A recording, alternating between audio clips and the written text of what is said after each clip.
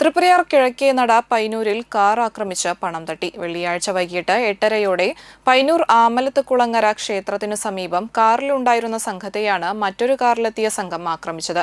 കാറിന്റെ ചില്ല് തകർത്ത് മുളകുപൊടി സ്പ്രേ ചെയ്താണ് പണം തട്ടിയതെന്നാണ് ആക്രമിക്കപ്പെട്ടവർ പറയുന്നത്. പണവുമായി ആക്രമിച്ചവർ കടന്നുകളഞ്ഞു. 8 പേർ കാറിലുണ്ടായിരുന്നതായാണ് പറയുന്നത്.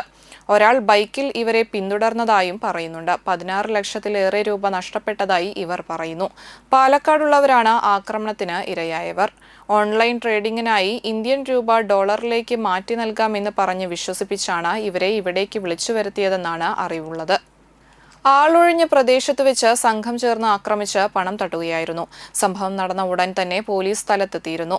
കവർച്ചയ്ക്കായി പ്രതികൾ ഉപയോഗിച്ചിരുന്ന കാർ വലപ്പാട് പോലീസ് സ്റ്റേഷൻ പരിധിയിലെ പൂക്കോട്ടൂർ ക്ഷേത്ര പരിസരത്ത് ഉപേക്ഷിക്കപ്പെട്ട നിലയിൽ കണ്ടെത്തി.